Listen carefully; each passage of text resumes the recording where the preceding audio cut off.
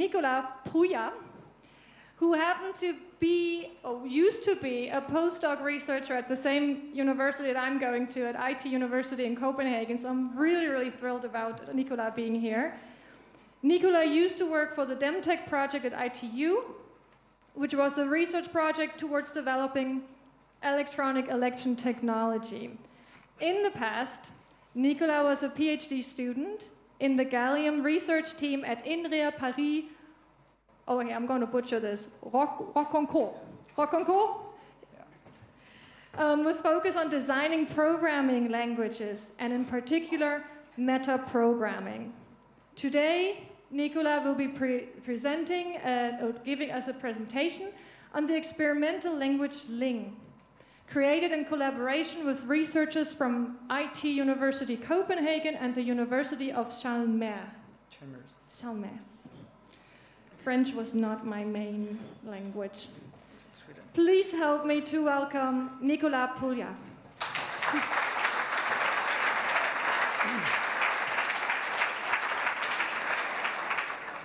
Thank you very much. I'm really happy to be here today to introduce this new programming language that I've been working on the last few months, but that comes from research done earlier. So programming language design is something dear to my heart. We really need better programming languages. And here I'm addressing a case where functional programming, strongly typed, the case where it's not enough, the case where this high-level view and modular view is lacking the precise resource management. So let's try to combine this. So as an introduction, let's pick off optimizations.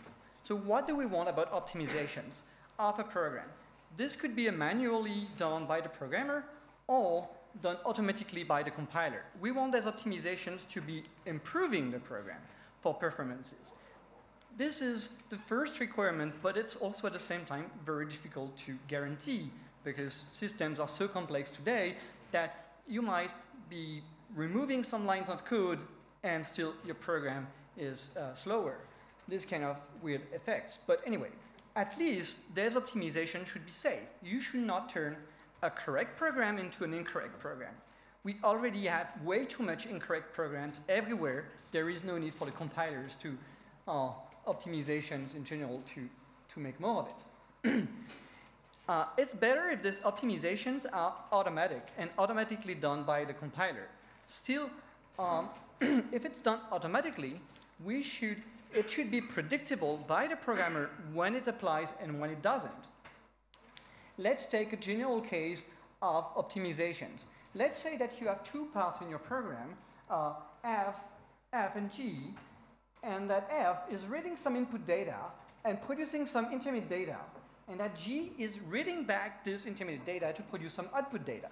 This is happening all the time in a program, and in some cases, many cases maybe, the two programs, F and G, could be combine together, melt together. We're going to call that fusion.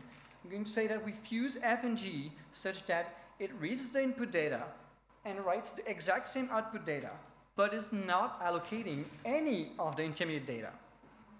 So it's not always possible, but what this language will do is that it will guarantee you that it happens when you think it does. So if you think it should fuse and it doesn't, you get an error by the compiler. And what you can do is change F to make it a better producer of the data. It's going to be a bit clearer later on. Or you can change G to make it a better consumer. Or you can just decide that this cannot be optimized away and that we are going to allocate this data. Okay, so the critical areas in which this kind of optimizations are required and actually done by hand all the time by the programmers is the following. Numerical computation, all the embedded systems that are so few resources available, drivers and kernels, and something also dear to my heart, security and cryptography, where not only we want the programs to be fast, but we also need the program to behave independently on the secret data to avoid timing, side channels, and so on. So what do we have? Okay, so we have terms, and we're not going to speak too much about them. They can provide a form of meta-programming that I'm not going to speak too much about, but you can think of something much better than CPP or much better than templates in C++. But also they are going to be used for data, just like this integers or doubles and operations on that. What we're going to talk a lot about are these processes, and they're here to describe the behavior, the actions we do on data, that is reading and writing data. Types are here to enforce a safe use of data by terms. Namely, we don't want to mix an int and a boolean or an int and an array. While sessions, they are the types for the processes, and they are here to enforce that we get the behavior we wanted. That is, if we say that we should read an int, we should not be writing something else or writing an int. We have dependent types and dependent sessions, which I'm not going to discuss here because it's another big topic, but it's crucial that this has been sought out before in the language because this enables formal verification and convenient formal verification. Last but not least, we have dual sessions, which enables fusion, the optimization I was mentioning about, and we're going to see what duality means. Okay, so where does this language come from? I took inspiration from many languages, from purely functional, strongly typed languages such as Haskell, or theories such as Martin-Löf type theory and calculus of construction, and also fully developed programming languages for proving, such as Coq, Agda, and Idris. All the process part inherits from the PyCalculus, for which we might know better Erlang, that is inspired also from the PyCalculus in some extent. And also there's more precisely all the research on session types and linear logic has been inspiring for me, and there's 2 lines of works developed by me and colleagues at IT in Copenhagen and Chalmers in Sweden. Okay, so this is bad. Okay, so this is supposed to be a nice summation. It's not big of a problem. There is only one there. So let's pick an example with matrix multiplication. So I'm going to tempt something. Oh, no. Okay, anyway. So we have 2 matrices A and B, and that we want to multiply.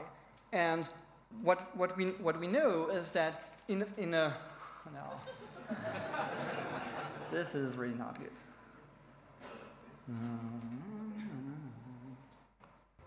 Now,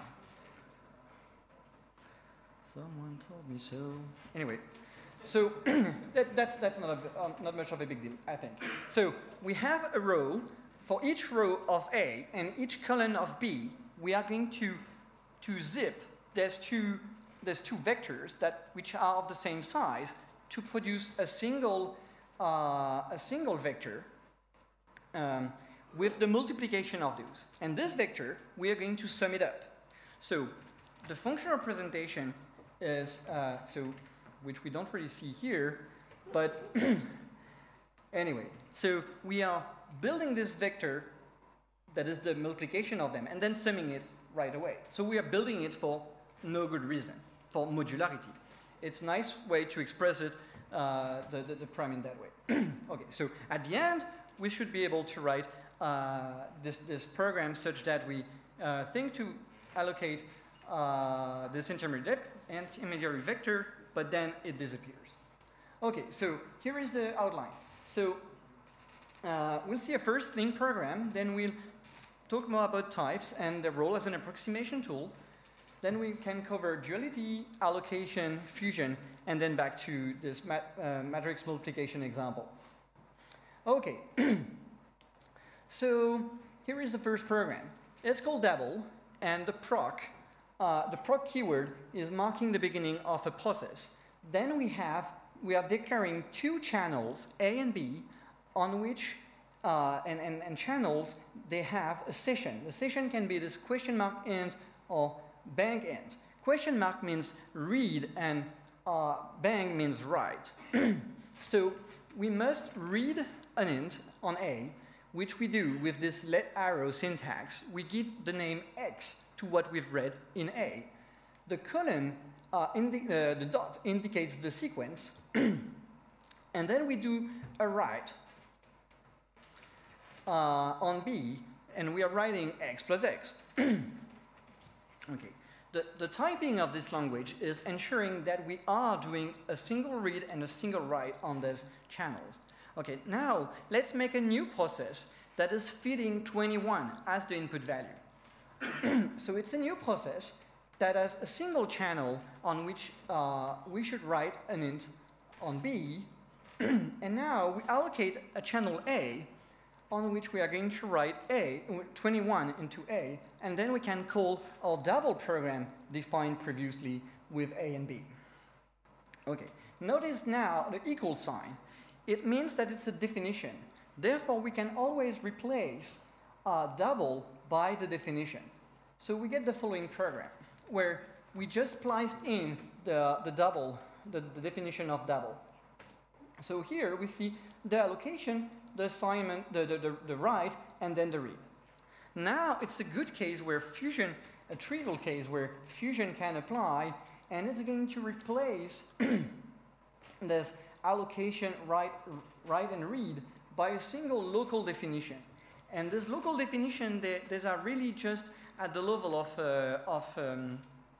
at the static level. So they can be and will be expanded away, which gives us this final program, which is just writing a 42 directly into B. Okay, so with this simple program, we've seen how to declare processes, their channels, allocation, read and write.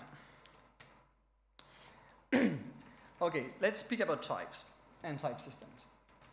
Okay, so if you believe that type systems are just here to reject programs, some kind of a bad code telling you that your perfectly fine program has to be rejected, or that you think that Java, C# or C++ are what we have as good examples of type systems, or finally you might prefer dynamic typing and say that unit testing can successfully replace a type system. In all these cases, I would say that you're wrong, or at least that you should think again. Okay, actually, I think a good type system should be a positive thing. It should explain you why and where your program can or will fail. It should also empower the compiler for optimizations, exactly the case that I'm describing with this Fusion thing. It is critical that we have the right types for this to happen. And another example is that sometimes we can make the type so precise that it automates the program. That is, the type is so precise that there is no need to write the program anymore.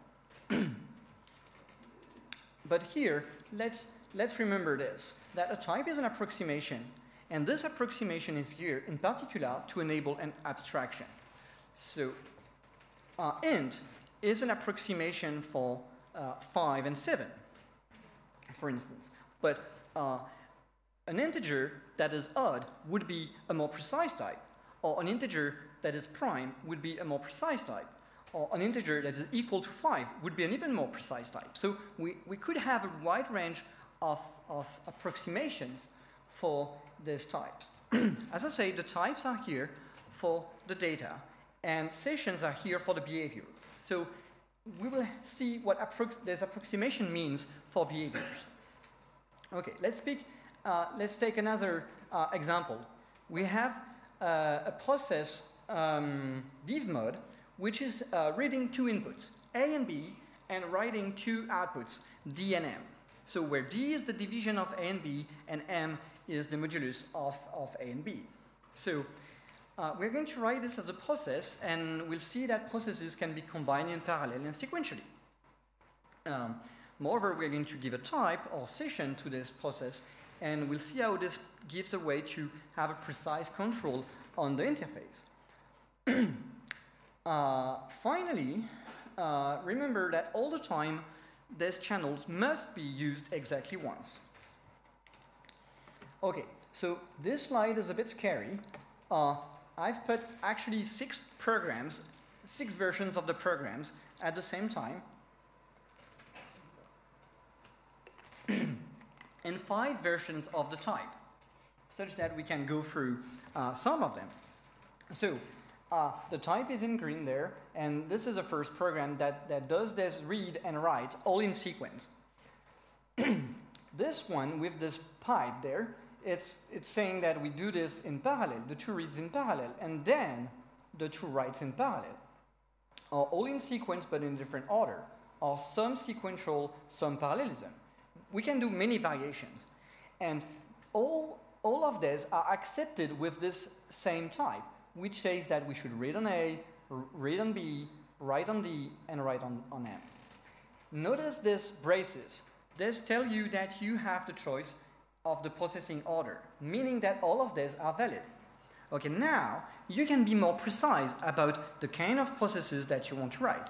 For instance, if you say that with this square colon, you can enforce that these channels are used in order from left to right. Only this program remains valid. This is making the life of the one using your process much easier, as we'll see later with duality. Okay, you could say, I want all these channels to be used in parallel, used independently, except that it won't be actually useful for this situation because we would have to write the division and the modulus without having access to the inputs. We can be slightly more fine-grained, saying that we use these brackets that mean in parallel, and this bracket colon to say in sequence, to say we want the reads to be done in parallel and then the writes to be done in parallel, which gives this, only this middle program is valid. We can have variations like that. So this was, what we should get from this is, at least remember this different choices we have, like any order from left to right and all in parallel. Okay, duality. So now we've been thinking of these channels a bit like if this was memory, and this is exactly my intent. But just for a moment, let's think of it as a protocol. If I am writing an int, then the other side should be ready to receive an int. So there is this duality, and this duality will work also with this kind of array or struct or tuple types. If one side is as the choice of the processing order, then the other side has absolutely no choice.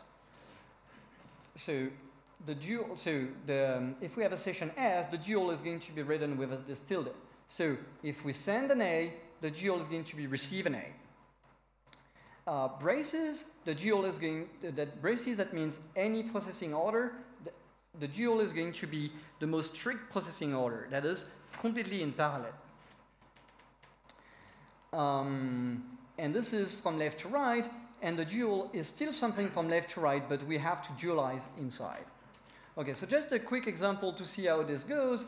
So we have this pair of an int and a pair of a double and an int, together with this annotation that tells us that what we should do with it.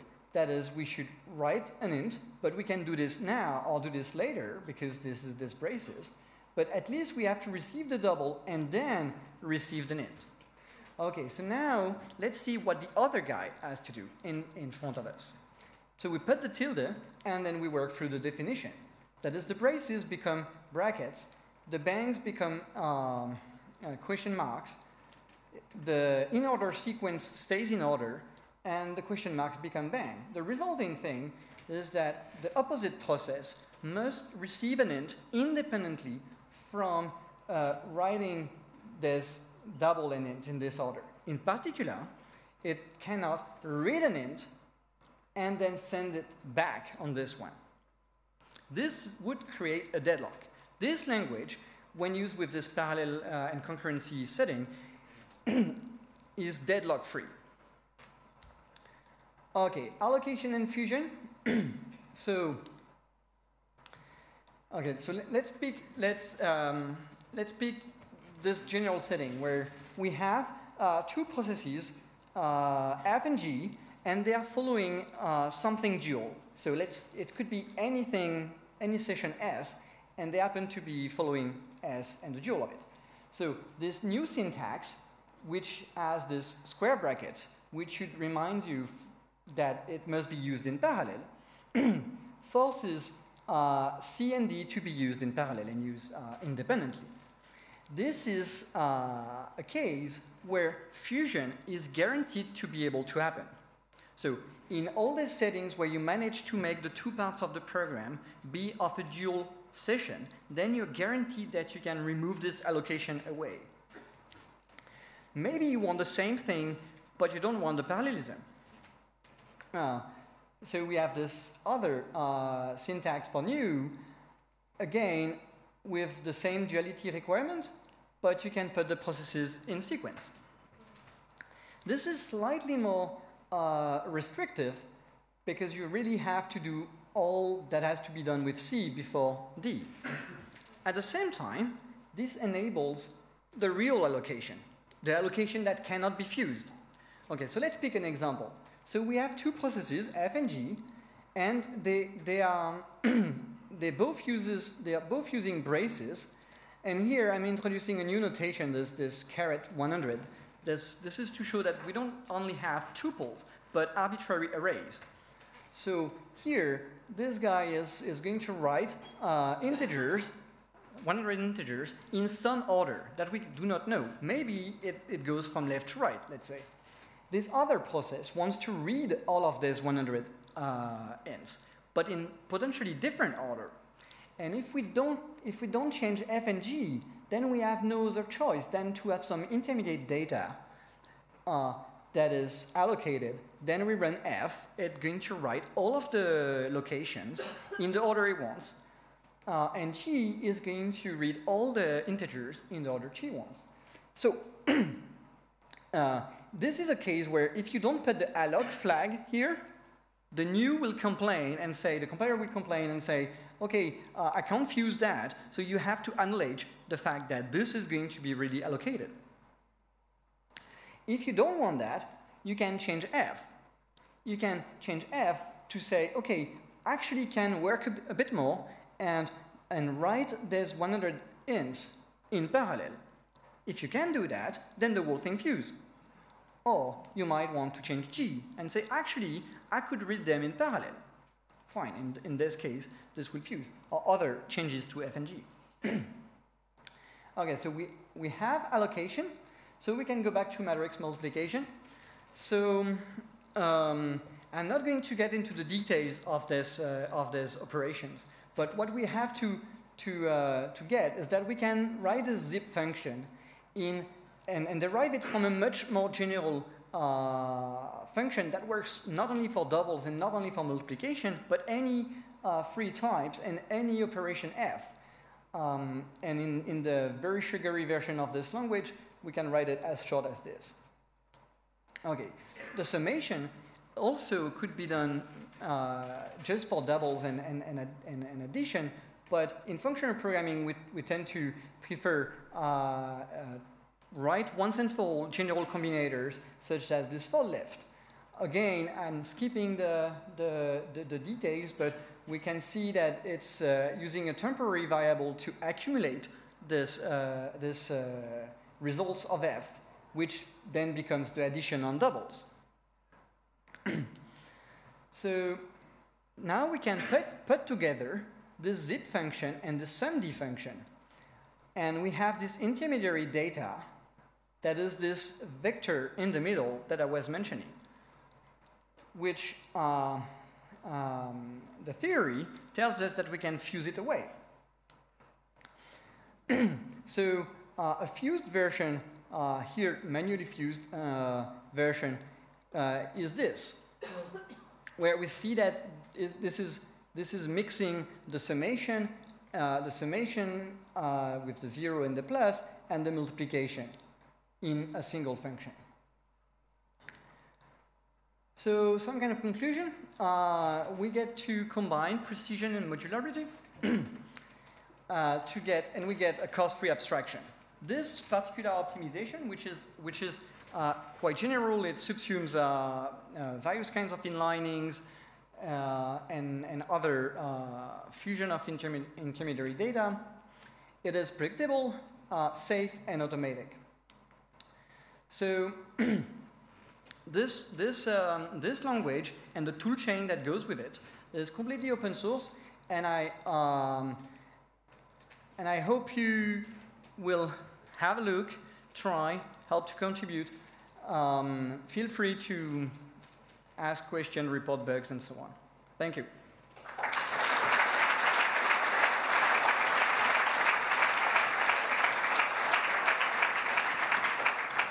Okay, anybody with questions for Nicolas, please go to one of the 4 microphones on the side.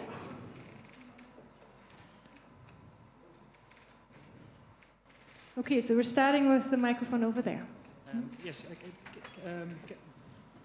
Yes. Is it possible to use this language, for example, to synthesize logic or asynchronous logic, maybe clockless logic, on a chip? I'm not sure I get the question. To use it for what? Synthesizing logic to actually do your computation in hardware. To synthesize? Logic. Synthesizing logic. Logic circuits. Logic circuits.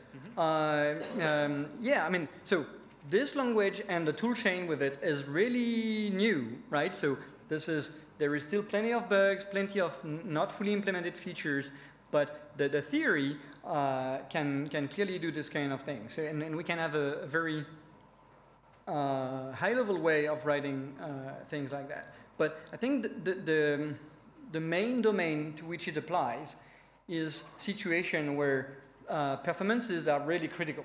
So I don't know, maybe this is the case, but otherwise maybe Haskell is good enough.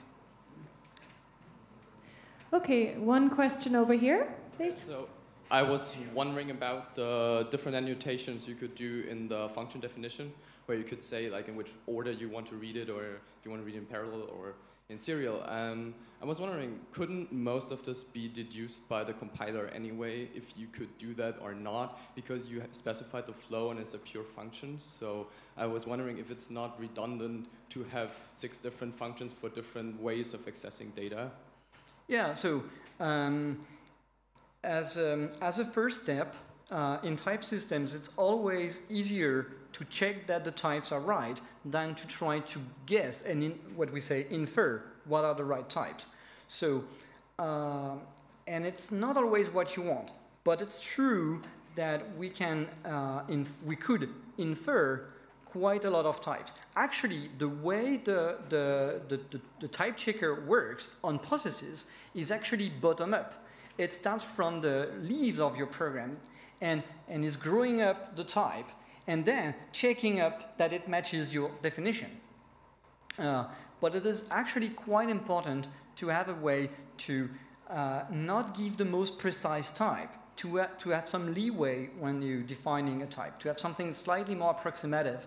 And then, right, you say, oh, I can use them in any order. And then you say, yes, but I'm going to say left to right for now, right? So. Okay, so can I have a process that produces like 1 integers at a time and have them consumed by a process that just takes 1 integer and just I'll read them all in serial, or do I have to define several versions of my consumer? So maybe, so one thing we cannot really do now is to have a process that will be parametric on the kind of order, processing order we have. But at the same time, we cannot really write the code in a parametric way, so it's not necessarily working. Okay, I'm sorry. No dialogues, please. There's more questions on the other side. One question over here. Thanks for the talk. Very interesting stuff. I was wondering, and I listened to this, the idea a data flow language pops in my head. So it has been like a massive parallelization of data processing being in your vision, kind of? Yeah, so functional programming is already data flow in many ways. The thing is that typically functional programming it's a success in many ways, but it fails at being precise enough when and how much allocation is made. And this is what I'm trying to fix here, such that you know that by default maybe you will use Fusion most of the time everywhere, and it just like gets out of the way, just like GHC would optimize your functions. But the cases where it fails, instead of just getting slow for no reason, then you at least see precisely where this issue appears in your program. And so you can decide to choose between allocating or changing your program, so you know where these issues are. So a toolkit to actually make that work eventually. Mm-hmm. Okay, one question over here on this microphone, in the blue jacket. Good day. Does the Ling compiler produce native executables? I mean, yeah. So it's so far it's quite early, but it's producing C code, for instance. The C backend is the only one I have. So there is this Ling language. There is some operations that stays in the same language, and the final one so far is the C backend. It's not complete. It's not nice. It's not optimal. But it's producing precise code that is quite portable. So it's not inconceivable to run bare metal code in Ling? Yeah, something I've not mentioned is that I've looked at the code that was on the radio badge, and I found one instance of matrix multiplication. So I extracted the matrix multiplication from Ling into C and put on the device, and we can actually change maybe the camera to see the wobble animation. Can we change the camera?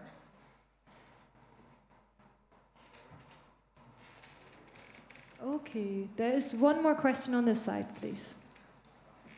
So you're saying that Ling has dependent types. Does this extend to linear types as well? Can you quantify over processes, for example?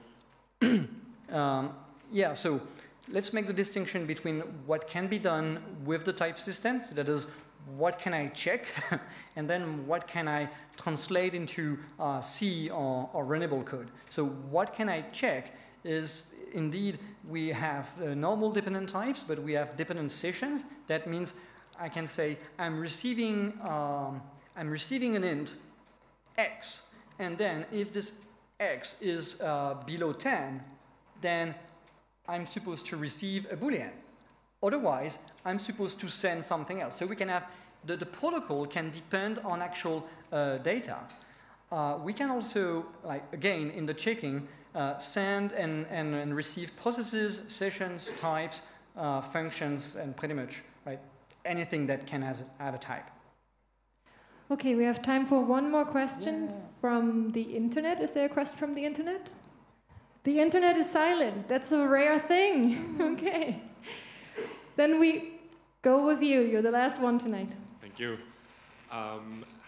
When you thought about implementing this language, did you try to come up with an implementation instead as a library or an extension to GHC Haskell? Or is it possible to do this without dependent types, basically? It is a really good question. So we don't. So the dependent types is an addition, right? So we could have this language without the dependent types. It would be interesting already, and would be easier to integrate into Haskell, for instance. The main issue is that there's linearity and this handling of sessions. It's really difficult to implement as an embedded DSL. So this could be a deeply embedded DSL with quasi-quotations, for instance, in Haskell. So this is, I guess, a future project. Like, to me, it seemed simpler to just write a new language, but I agree that potentially a bigger project would be to integrate it into Haskell or Agda or Idris. Thank you. Okay. Thank you. Thank you. Please, a round warm applause for Nicolas Pouillat.